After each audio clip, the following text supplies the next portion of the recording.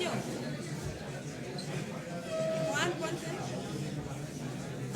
Juan. Venga, Anabel. Ahora me voy a poner. Anabel, un momento que salte.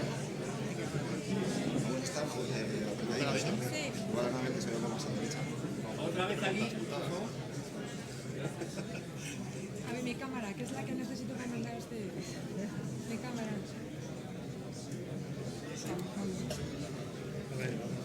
Pues ya está. Sí, esa cámara de... Pero hombre, es que eso es.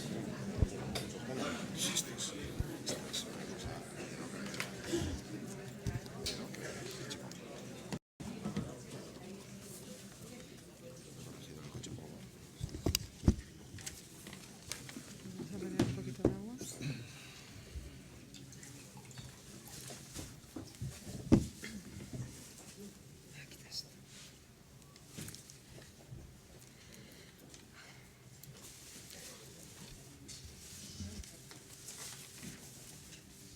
Bueno, buenas tardes. Bienvenidos a este coloquio organizado por la Comisión de Debates del Club Siglo XXI con nuestro invitado, el presidente de la Ciudad Autónoma de Ceuta, Juan Jesús Vivas Lara.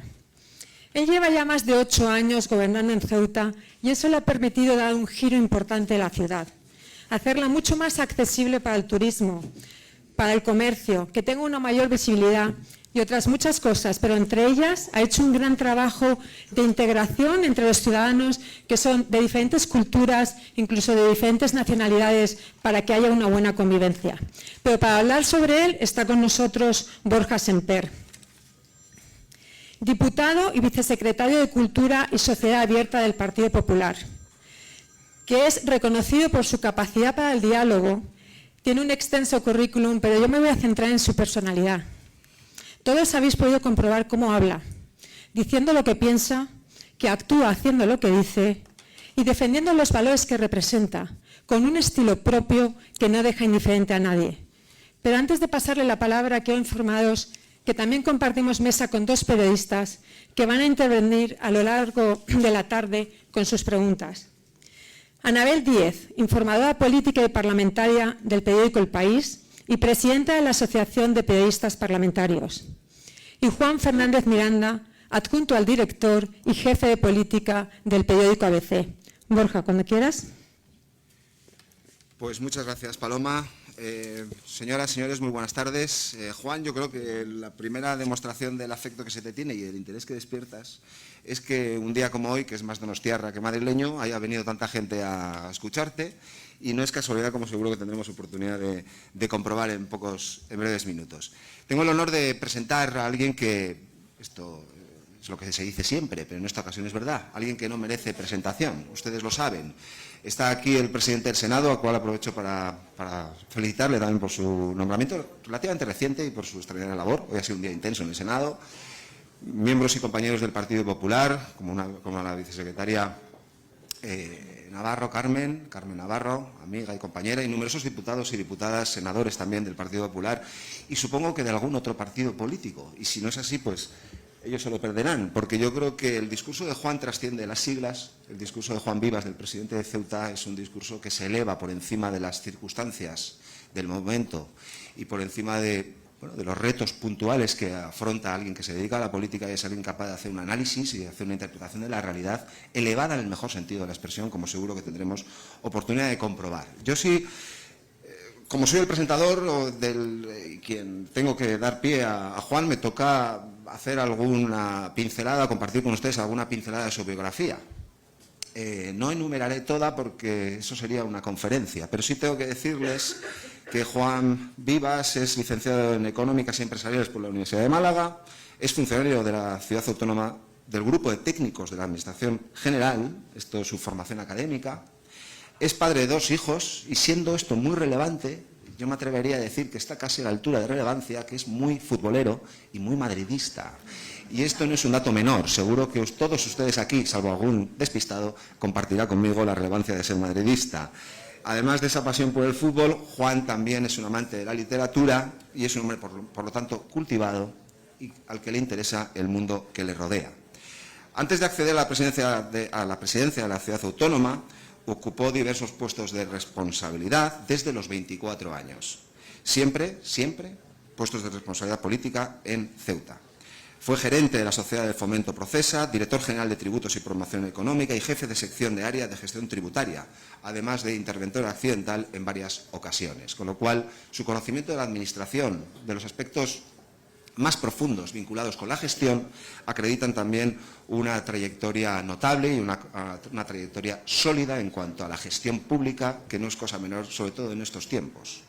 Ha sido también profesor tutor del Centro Asociado de la UNED y jefe del Gabinete Técnico de la Delegación del Gobierno, cargo que abandonó para convertirse en presidente de la Ciudad Autónoma. Desde el año 1999 es diputado de la Asamblea y ha sido también consejero de Economía y de Hacienda. Alcanzó la presidencia de la Ciudad Autónoma por primera vez en el año 2001. Ha llovido un poco también desde entonces, y en las últimas elecciones, me salto las del 2001 hasta el año 2023, en las que fue elegido, en estas que me salto varias veces, con mayoría absoluta, en el año 2023, estas últimas elecciones, revalidó la presidencia por sexta vez consecutiva, 22 años al frente de la ciudad, obteniendo 9 escaños. Sobre sus logros de gestión a lo largo de esta dilatada trayectoria política, les animo a que investiguen ustedes. Y lo hago porque no tengo tiempo, y lo digo de verdad, no tengo tiempo para hablar de los avances experimentados por la ciudad de Ceuta con la presidencia, bajo la presidencia de Juan Vivas y su equipo. Un equipo, por cierto, al cual conozco, el que saludo, y que es un equipo absolutamente profesional y comprometido también con la ciudad. Les digo que hay información más que suficiente y les animo a que la investiguen, porque yo quiero hablar de otra cosa hoy, sobre Juan Vivas. Más que del político, más que del gestor, quiero compartir ustedes algunas ideas sobre el estadista. Creo que en España, y seguro que lo compartimos muchos de los que estamos aquí, hay muchos políticos y esto está bien, pero no hay demasiados estadistas y esto está un poco menos bien. Por eso, más que de gestión, creo que es importante decirles hoy a ustedes, compartir una convicción personal, y es que Juan Vivas, estoy absolutamente convencido que es el hombre necesario para Ceuta y una voz extraordinariamente útil para la política nacional, para la política española y más si cabe en estos convulsos y complicados tiempos. Dijo Lorenzo Silva sobre Ceuta que encierra muchas contradicciones. Es una ciudad europea en el norte de África, en la bisagra del mundo, como es el estrecho de Gibraltar. Estas complejidades asoman especialmente en tiempos convulsos. Sin duda alguna, es sumamente interesante. Me parece muy bella la expresión de Lorenzo Silva calificando a Ceuta como ciudad, como bisagra del mundo. Esa idea de bisagra, que según la Real Academia Española de la Lengua significa que herraje de dos piezas con un eje común que sirve para unir dos superficies, permitiendo el giro de ambas o de una sobre la otra. Entender dónde hace uno política, en lugar en el que le toca representar a sus ciudadanos y el lugar en el que le toca desplegar una actividad política, y entender el sentido, por lo tanto, el sentido último del ejercicio de la política, que pasa necesariamente por generar las condiciones para que las personas puedan desarrollar un proyecto vital conforme a sus convicciones, a sus íntimas convicciones, y hacerlo en libertad. Y además, hacerlo también preservando la convivencia y el respeto al diferente, bajo el amparo de la ley, que nos iguala a todos. Estas condiciones son capitales en cualquier lugar, son fundamentales, críticas en cualquier lugar en el que se hace política. Pero en Ceuta probablemente sea una exigencia, sea un imperativo hacer política así. Hay lugares donde especialmente se debe hacer apología de que no importa a quién rece, a quién bese o a quién vote un ciudadano, para ser considerado como tal, como ciudadano. Esto en el mundo libre, en el mundo desarrollado, en las democracias pluralistas, como es la española, es relevante. Y dentro de estas democracias, en lugares como Ceuta, es extraordinariamente importante. Por eso Juan Vivas, su personalidad, su forma de entender la política, hacen de él el hombre necesario. Y ustedes entenderán que no es una hipérbole, sino que es un convencimiento que también su voz es útil y es necesaria en un momento como el actual en España. Hacer bisagra en un lugar, hacer política bisagra en un lugar como Ceuta, como hace Juan Vivas y su equipo, implica aceptar y gestionar una serie de condicionantes, una serie de principios, de retos a los que se enfrentan. Hacer política en lugares bisagra es aceptar y asumir la complejidad del lugar. La frontera ceutí, como ustedes saben, es una de las más complejas del mundo, donde hay muchísima más desigualdad que en otras fronteras, como por ejemplo la norteamericana con la mexicana. La frontera de Ceuta representa el puesto número 17 en complejidades de desigualdades en fronteras del mundo, y para que se hagan ustedes una idea, la frontera entre los Estados Unidos y México ocuparía el lugar 85. Aceptar también la diversidad es capital y es fundamental. Ese tejido multicolor, basado en la tolerancia, en el respeto y en la diversidad, hacen de Ceuta también un lugar fundamental, importantísimo. Aceptar la pluralidad, por lo tanto, es gestionar también esa convivencia, la convivencia entre diferentes. Aceptar, por lo tanto, también la diversidad en la cultura, que es donde se reflejan las culturas diferentes y donde los ciudadanos podemos expresar, podemos desarrollar proyectos vitales. Y, por lo tanto, también es aceptar la complejidad y la diversidad de las religiones en convivencia entre diferentes religiones que conviven en un espacio pequeño, en un espacio relevante, en un espacio bisagra. En Ceuta saben ustedes que conviven 4 religiones, y aquí hay algunos representantes notables de algunas de ellas: católicos, musulmanes, hindúes, judíos, conviven en Ceuta.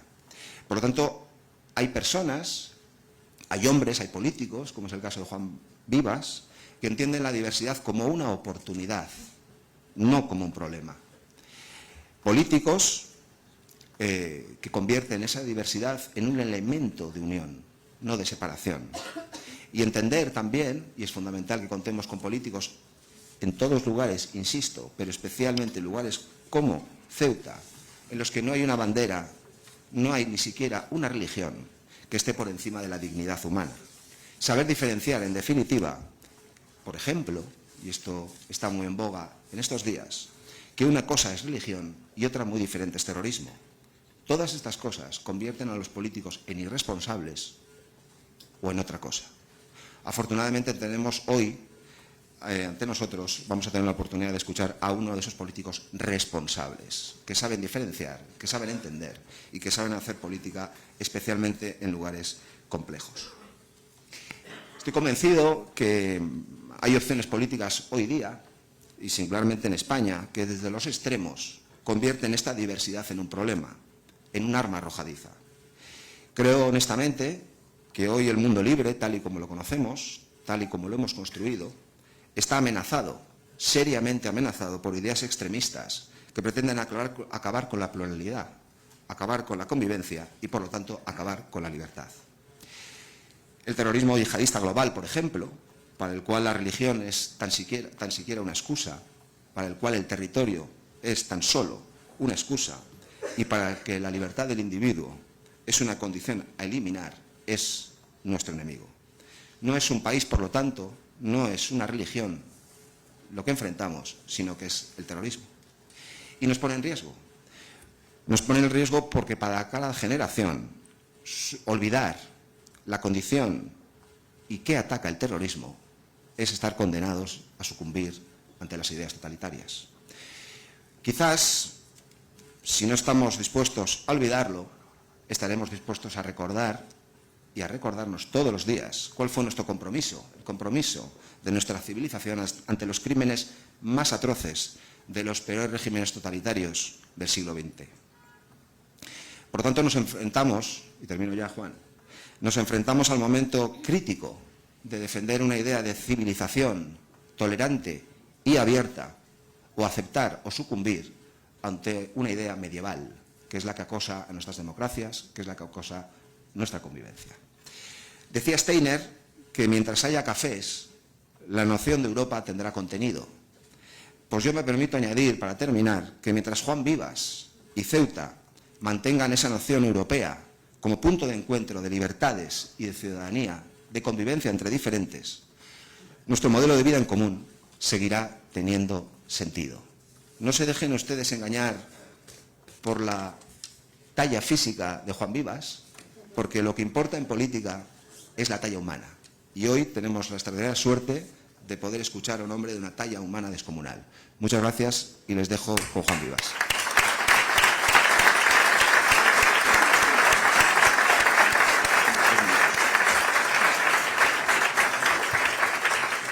Todos tenéis en vuestra silla unas tarjetas, por si queréis hacer alguna pregunta. Lo único que pido es que se escriban con letra mayúscula, y levantéis el brazo y una azafata o alguien os la va a recoger. Presidente, cuando quiera. Muchas gracias, señor presidente del Senado, señoras y señores. Buenas tardes a todos y muchísimas gracias por estar aquí en un gesto de aprecio, de consideración, de apoyo a Ceuta, a sus necesidades, a sus retos, en definitiva, de apoyo a una parte de España singular, pero absolutamente necesaria. Me gustaría referirme a todos, o a casi todas las personas que hay aquí, porque todas son caras amigas y entrañables. No lo puedo hacer porque tengo un tiempo limitado. Y sí me referiré a la mesa y a la casa. La casa con Ceuta se ha portado magníficamente en uno de los momentos más difíciles que Ceuta ha vivido, que fue en el episodio que sufrimos en mayo de 2021, cuando nuestra ciudad sufrió una entrada de personas procedentes del país vecino cercana a las 12.000, mientras otras tantas esperaban la misma suerte al otro lado. Y en aquel momento no sabíamos a qué venían, no sabíamos cuáles eran las intenciones, pero sí sabíamos que no se trataba de un hecho fronterizo, de una crisis migratoria al uso. Sabíamos que se trataba de algo más, que era, sin ninguna duda, una manera de poner en jaque nuestra integridad territorial, la integridad territorial de España a través de Ceuta. Y esta casa, el Club Siglo XXI, a través de Paloma Segrelles, a través de su presidenta de honor y de la presidenta en ejercicio, pues se puso en contacto conmigo para decirme: aquí tienes el Club Siglo XXI para lo que sea menester. Y ese gesto yo no lo olvidaré, y quiero que el conjunto de los ceutíes lo conozcan, porque creo que confirma el prestigio adquirido por esta casa a través de tanto tiempo. Prestigio adquirido por haber sido forja, valedor, artífice, actor de la transición democrática, lo mejor que le ha pasado a España en el último siglo. Y sigue estando presente de todo aquello que importa a España, y esta es una buena demostración. Y me voy a referir a la mesa también. Yo creo que todos hubiéramos estado encantados en que yo me callara y siguiera Borja hablando, pero no está en el guión. En cualquier caso, ha hecho unas referencias muy exactas sobre dos cosas. Una es referido a mi madridismo, y ahora hablaré de eso también, y la otra es la cuestión de la talla, pero esto porque no me han visto de pie. En cualquier caso, lo que sí quiero decirles es que yo he querido que Borja hiciera la presentación y se lo he pedido y lo ha aceptado por varias razones. La primera, porque yo lo considero que es un referente de la buena política. ¿Y qué entiendo yo por la buena política? Yo entiendo por la buena política algo muy elemental, ¿no? Fácil de comprender. Buena política significa firmeza en las convicciones, y él las tiene. Buena política significa generosidad para tener siempre la mano tendida en busca del encuentro, del diálogo, del acuerdo. Y buena política significa fundamentalmente respeto. Respeto a quien piense de manera diferente, respeto al otro, respeto a la diversidad sin etiquetas, sin prejuicios. Y por eso he querido que me presente. Y también porque somos de la misma edad. Esto, como también es evidente. Borja tenía 2 años cuando yo ya estaba votando la Constitución. Borja no tiene las nieves del tiempo. A Borja no le han plateado las sienes ni el bigote, como en mi caso.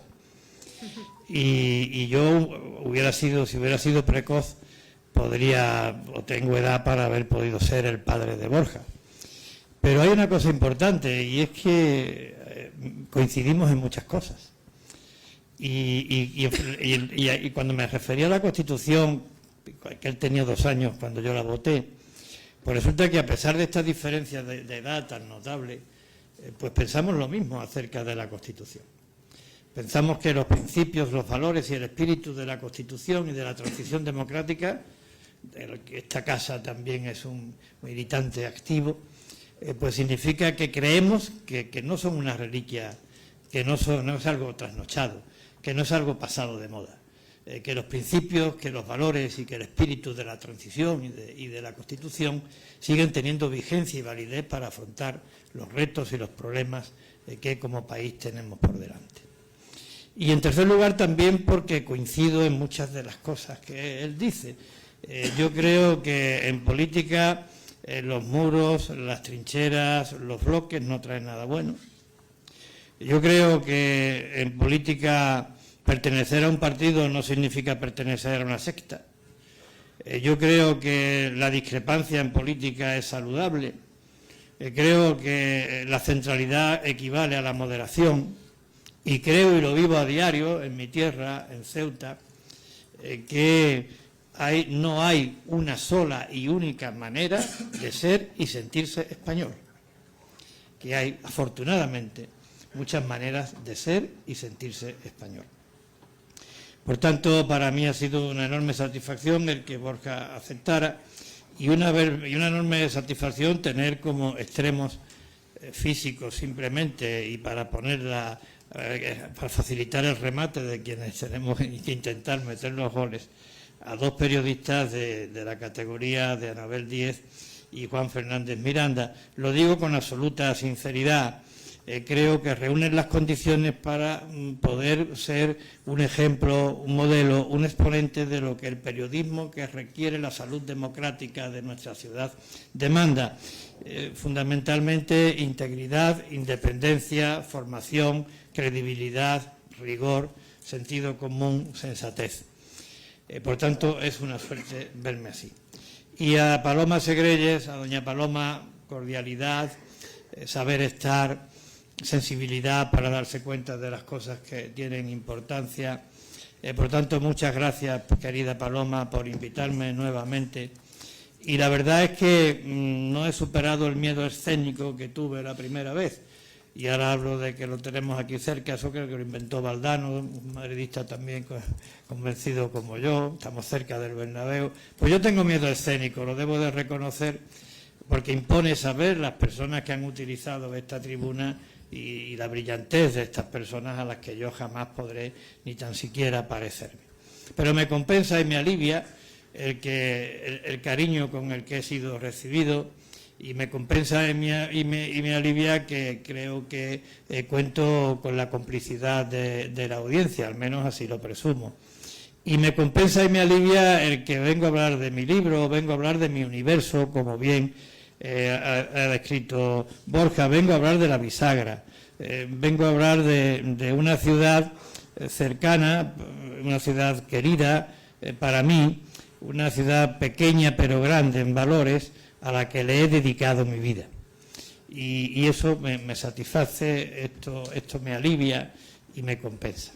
Como decía, en mayo de 2021 lo pasamos muy mal y yo no olvidaré tampoco a los pocos días, el 7 de junio, en esta misma casa, cuando atendí la solicitud del Club Siglo XXI y vine en un momento en el que todavía permanecían en Ceuta un tercio de las personas que habían entrado, cuando todavía los ceutíes no se habían recuperado del impacto. Vine a contar nuestra versión de los hechos, lo que estaba ocurriendo, y a pedir auxilio y socorro a quien podía y debía prestarlo, al Gobierno de la Nación, por tanto. Aquella tarde, además, dije algunas cosas que creo que no han perdido actualidad y que creo que convienen, por tanto, ser recordadas. Yo dije aquella tarde, y hoy repito con absoluta contundencia, que Ceuta es España. España por los cuatro costados. España se mire por donde se mire. Lo avala el derecho, lo acredita la historia y lo quieren los ceutíes. Y esto lo quiero subrayar y acentuar. Todos los ceutíes recen como recen y se llamen como se llamen. También dije, y hoy reitero, que nuestra integridad y soberanía están garantizadas por el ordenamiento constitucional y el Estado, con independencia de cuál sea el color político del Gobierno de la Nación, y eso debe de traducirse en clave de confianza de cara al futuro de Ceuta. También dije, y hoy reitero, que lo que ocurrió en mayo de 2021 desveló que en España en Ceuta está afectada por unos riesgos y amenazas que no se dan en ninguna otra parte del territorio español, salvo el caso de la hermana ciudad de Melilla. Riesgos y amenazas externos y riesgos y amenazas internos. Y también dije en aquella ocasión que nos salvó la unidad, nos salvó la responsabilidad y nos salvó la prudencia de elegir para encajar el golpe la opción de la acción disuasoria y la vía diplomática. Y también dije, y hoy reitero, que el pueblo de Ceuta, la sociedad ceutí, dio un ejemplo de madurez, de civismo, de entereza y de solidaridad. Como ejemplar fue el comportamiento de nuestros militares, de nuestros policías, del personal de protección civil. Y también dije, y hoy repito, que estaba convencido de que Ceuta saldría adelante. Y estaba convencido, y lo estoy, de que Ceuta saldría adelante porque tenemos la fortuna, los que nos dedicamos en Ceuta a servir a los ceutíes, de servir a un pueblo que lleva en el ADN el coraje y el valor para resistir. Un pueblo que nunca se rinde, un pueblo que siempre sale adelante por duras que sean las dificultades y exigentes los retos. Han pasado 2 años y medio casi y he vuelto. Y he vuelto con la intención, atendida la amabilidad del Club Siglo XXI, con la intención de valorar, de analizar cómo estamos ahora, despejar 3 incógnitas, 3 interrogantes acerca de la evolución desde mayo de 2021 hasta aquí. El primero es saber si Ceuta ha vuelto a la normalidad. El segundo es saber si ha sido atendida la demanda de una estrategia de Estado para garantizar la prosperidad, la seguridad y la estabilidad de Ceuta. Y el tercero, cuáles son los retos de cara al futuro. En el primer caso, hay que decir, porque es verdad, que hoy en Ceuta ha salido la totalidad de las personas que aquellos días llegaron de esa manera masiva e irregular.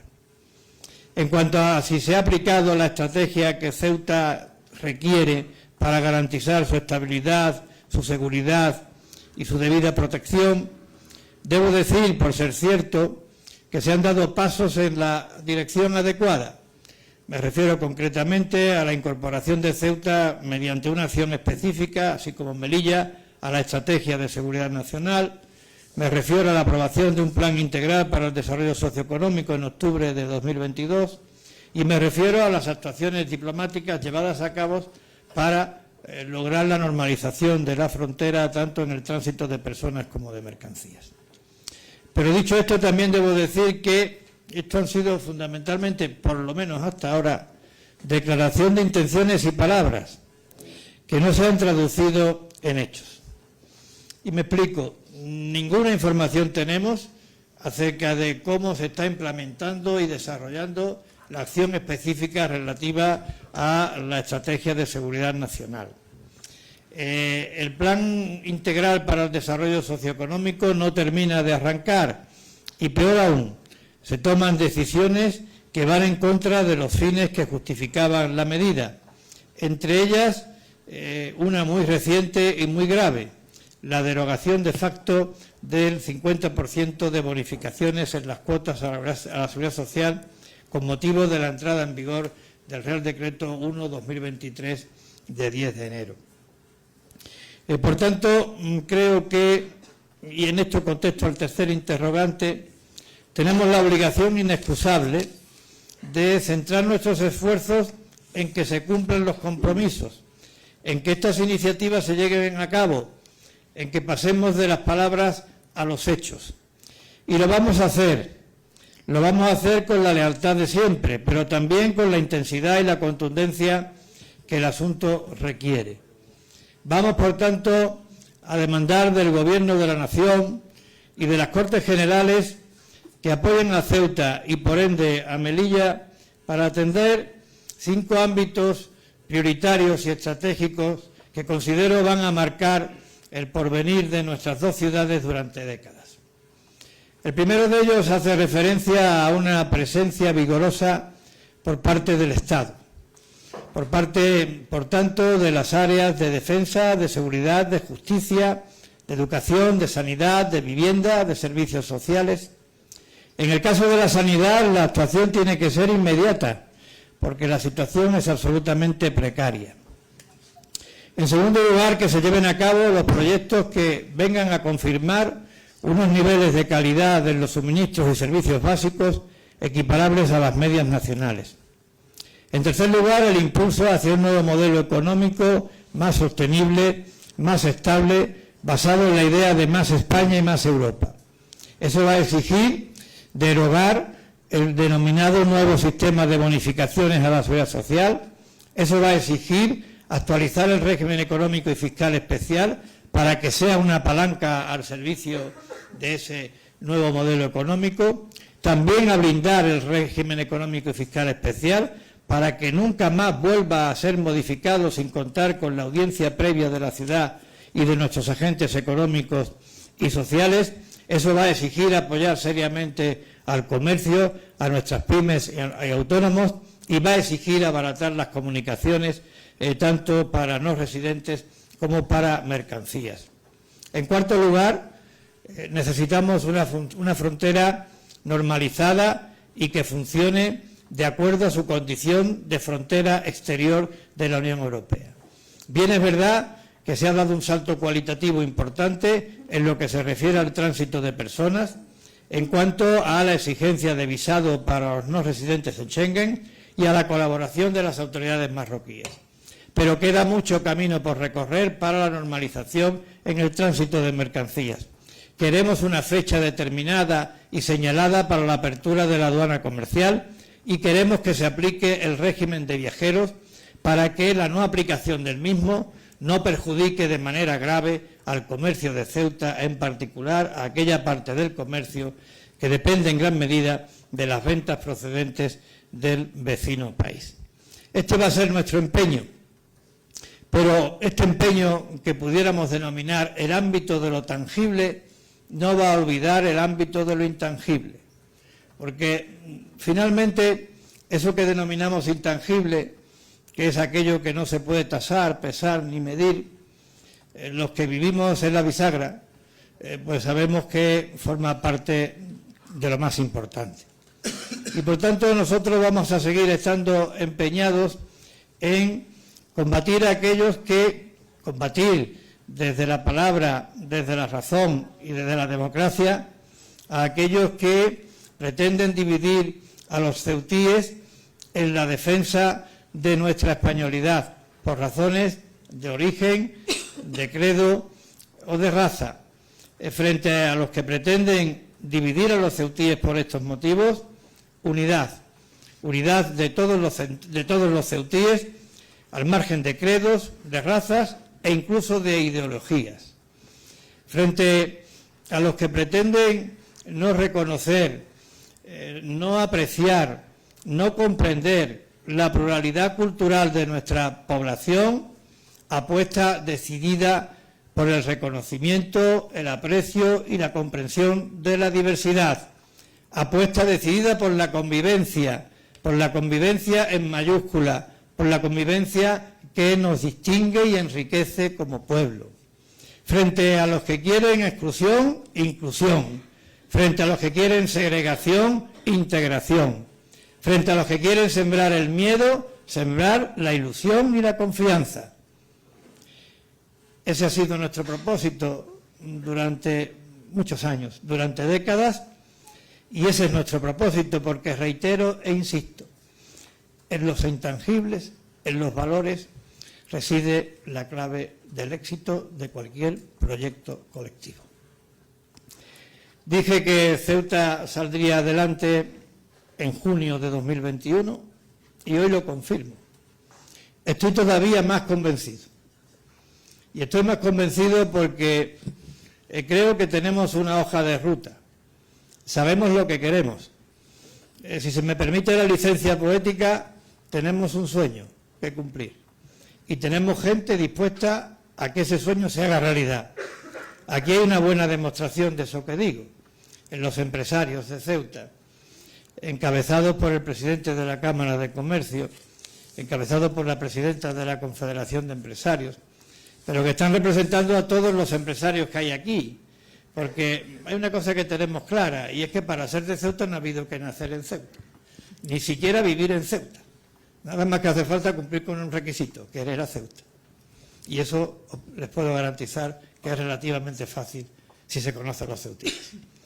Empresarios de varias generaciones en Ceuta, que por tanto están curtidos en 1000 batallas, a los que nadie le tiene que decir lo que significa encender una luz para encontrar la salida del túnel antes que maldecir la oscuridad. Lo hacen a diario y durante generaciones. Algunos otros que han llegado hace décadas o años, pero que están abriendo horizontes, oportunidades, ilusión y esperanza. Y algunos otros que están empezando a llegar y que queremos que se multipliquen, porque los necesitamos, porque son fuente de renta, de empleo, de actividad, en última instancia son fuente de vida.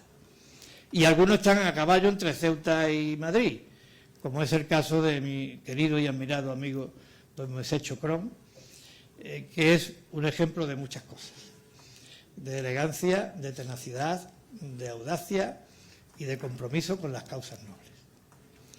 Necesitamos a los empresarios, y a mí me congratula ver esta sala llena de empresarios, porque significa que se apuesta por Ceuta y se confía en el futuro de Ceuta. Y porque al resto de los españoles no le estamos pidiendo un imposible, no le estamos pidiendo la luna a la Administración General del Estado, a los poderes públicos del Estado. Le estamos pidiendo un esfuerzo que, si se me permite la licencia, es una gota de agua en el océano de las capacidades presupuestarias y financieras del Estado. Y vamos a salir adelante porque nos asiste la razón, porque estamos legitimados. Lo decía esta mañana en el Senado, estamos legitimados porque creo que la causa que se lleva a cabo en Ceuta es una causa noble y que merece respeto, porque creo que no existe mejor causa que proteger y defender nuestra integridad y soberanía, y porque creo que en estos momentos no existe mayor motivación que defender la Constitución. Y en Ceuta día a día, cotidianamente, estamos defendiendo la Constitución y estamos defendiendo la integridad y la soberanía de España. Ceuta es una realidad apasionante y Ceuta es una realidad poco conocida. Por eso, con el permiso de Paloma y de todos ustedes, me gustaría hacerle una breve semblanza de cómo es Ceuta.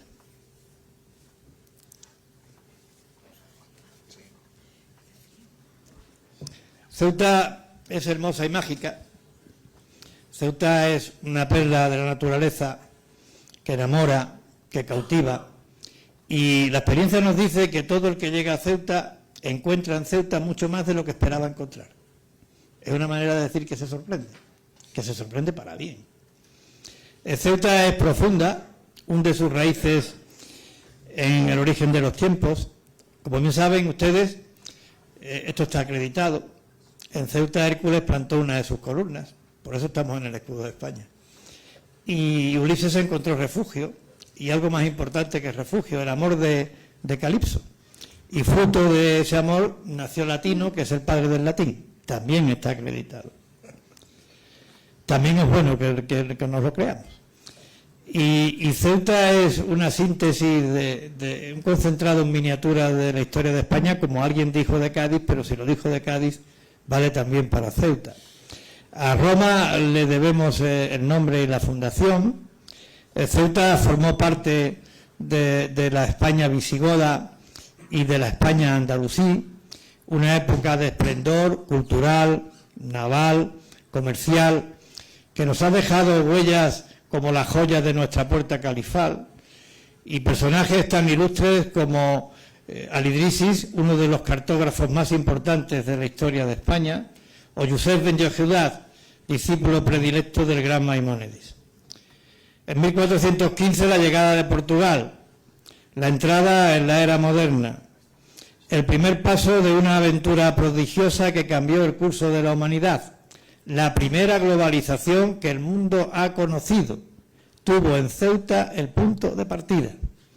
Y los portugueses nos dejaron un legado que sigue vivo, vivo en nuestros símbolos más queridos, en el escudo, en la bandera, en la patrona, vivo en la planta urbana, en nuestras murallas, en nuestros fosos, vivo en nuestras tradiciones, vivo en el carácter de ser Europa en África.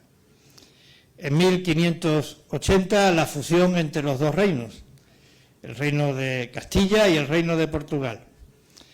Y como testimonio de esa fusión, el estandarte de la ciudad, que envió a Ceuta el 7º duque de Medina Sidonia.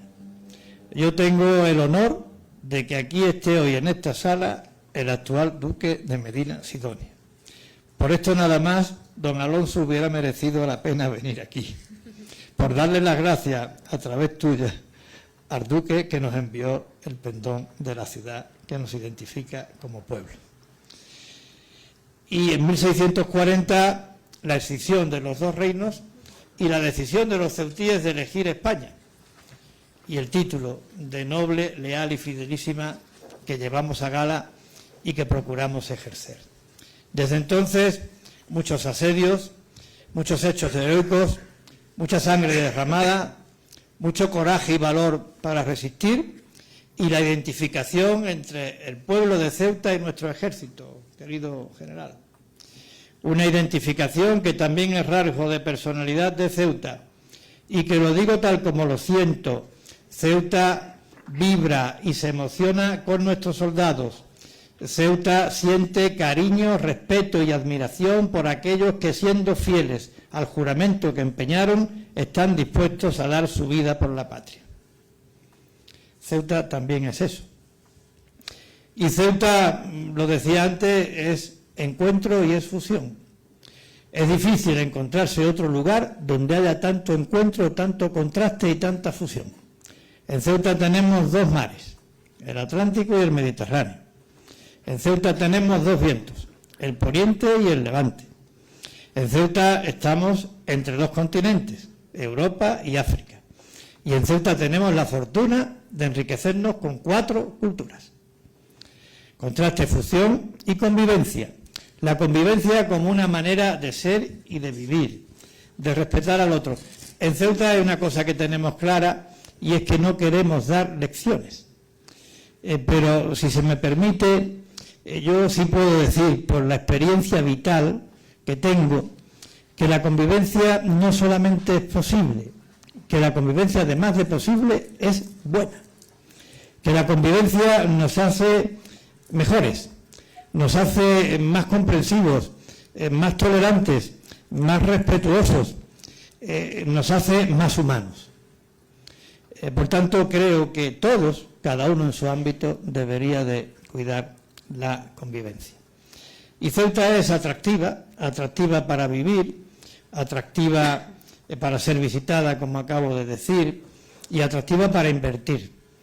Me voy a detener un poco, por si este foro sirve también de llamada de atención a quien esté pensando en buscar sitios donde realizar sus inversiones, que piensen en Ceuta. Tenemos un régimen económico y fiscal muy potente. Tenemos una gente maravillosa que te hace la vida muy agradable porque es hospitalaria, es cálida, nada tienen que ver con su presidente, muchísimo mejores. Tenemos algo muy importante, en 5 minutos del monte a la playa. Todo está a mano, todo está a la vuelta. Allí, si uno quiere ver a la consejera de Hacienda y al mismo tiempo al presidente y al mismo tiempo al delegado del gobierno, lo llama por teléfono y a los 5 minutos estamos todos juntos. Tenemos un sueño que cumplir, ganas de llevarlo a cabo, unidad es lo fundamental y un diálogo social que creo que es ejemplo para toda España. Por tanto, hay que ir a Ceuta y hay que ir a invertir. Allí les esperamos. Algunos van a volver. Los que no hayan ido, que vayan, que merecen la pena. Allí les esperamos con los brazos abiertos.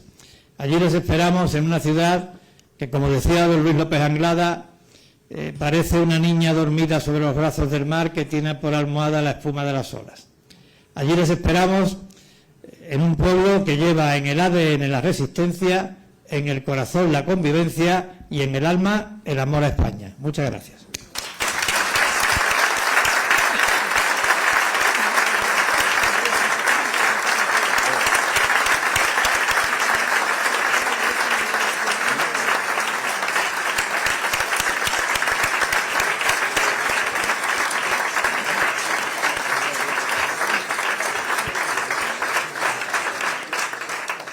Bueno, muchas gracias, presidente.